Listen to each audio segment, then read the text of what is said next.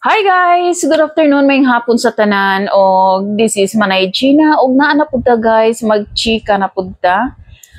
So kay grabe man jud ka trending og grabe jud ka init ang issue ni Bia Alonso og ni Dominic Roque about sa prenup. So ako, giahak, maapil po daan niyo Gipangutan ako kung kato daw pag minyo na mo, gipasayan ba daw ko og prenup sa akong bana. Ginoo ko in tawon. Ayaw ko tawon ko ninyo apil-apilaan. Ayaw ko tawon ni milyones sa akong bana in tawon. Uy, ginoo. Kana sila lahi na silang sitwasyon kay syempre mga adunahan man na sila no. Mo nang si Bia dili pud nato na siya makuan masisi nganong gusto siya og mao nay rason ha kay chismis kani yung daghang marites aning TikTok lagi no. Og mao jud nay rason ha wa mo sa ula biyahe na kay balo no kung unsay rason og tinuod ba ka ha nga nagbulag sila. So wala ta kay balo kung nagbulag man sila wala sa takabalo unsay hinungdan. So kung ang hinungdan nila is about sa prenup kay naay mga chismis, mga chika nga ang hinungdan daw sa ilahang hiwalayan is gusto ni Bea na kanang mo sign og prenup si Dominic. Pero murag na naigo ang ego ni Dominic no. Kay syempre ngano gud, di ba? Nganong pa kuanon man siya pa sign nun siya og prenup. Pero og ako pod opinion na pud din ako no. Og ako sad sa kay Bea na adyo na prenup. Kung unsa to kang Bea sa pas niya nga katong single siya, wala na siya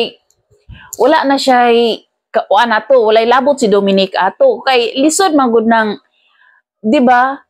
Si Dominic mo sign siya pareha gud ni Richard ug ni Lucy. Kung tinuod jud nga mahal ni Dominic si Bea, mo sign siya kay wa siya pakialam kung unsa tong milyones ni Bea. So kung sa ilang kaminyoon na sila mapundars, di kana siya mo ilang if ever man magbulag sila, di ka na mo ilahang hation. Tanawa si Richard Gomez ug si Lucy Torres. Pag minyo nila, na may prenup si Lucy ug si Richard. Pero si Richard, way pakialam kay og si Richard pa, wala man siya ilabot, wala man siya, di mo pudpi, dili kwarta ni Lucy ang ihang giminyoan si Lucy. So, tanawa, successful man ilahang marriage. Diba?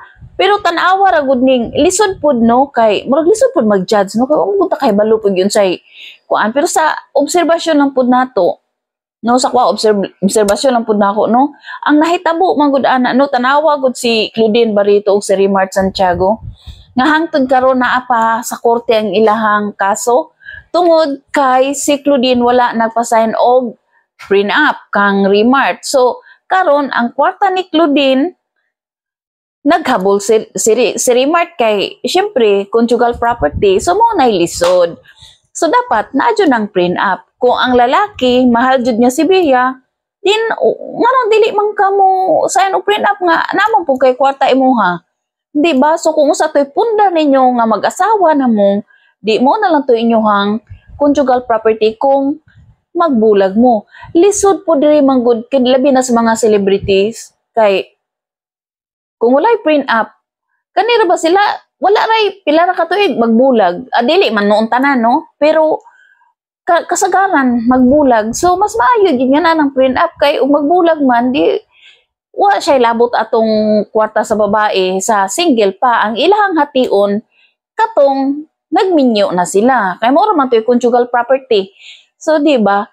So mo lagi na nga maapil-apil sa tanong kay daghan po mangutana kuan daw ikaw ti kanang pagminyo nimo sa imong bana gi kuan ka gi pasan kag prenup sus lord wa man ta na milyon wa man siya milyon Ginoo kung sa mo po yang ipasign sa kuha tabaghak gud bitaw pero sa kung banas tinuod lang kay pag anhi man gud niya sa Pilipinas is gitagaan na niya parteng iyang mga anak. So kung unsa man ang naa sa iyaha nanay yun na siya kuan kasulatan naghimo yun na siya nya ako gipa notaryo nya kada tuig kuan man na siya kada tuig i-renewhon nga naagi dito nga wala na ilabot iyang mga anak. Ako ang kuan kanang ako ang makakuha kung unsa man ang mga anak siya, pero mabuhi man ta kapobrehon, di man ta niagis kapobrehon, no, sus Ginoo ko oy. Pero og sa mga adunahan, lahi mo gunang mga adunahan, kita mga simpleng tao, okay ra man kita kay ana oy, man tay print up sus Ginoo ko.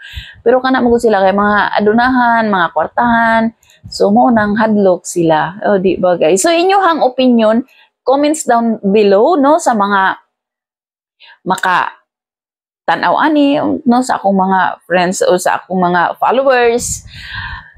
Unsa inyong opinion? Problema ani ron kay ang mga Tagalog di kasabot sa ko ang sa akong gingak kay ngano Bisaya.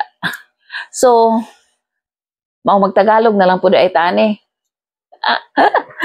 Kapait ng Tagalog dito ay gahi kay mabas pa jud ta kay ang atong pagtagalog hastang gahi bitaw oy. So kato lang guys. Thank you for watching. Bye. Comments down below. O guys, please paki-subscribe, follow sa ako ang page Manay Gina, o paki-follow sad ay paki-subscribe po di ay sa akong YouTube channel. So yun lang guys. Thank you. Have a nice day. Bye. Love you guys.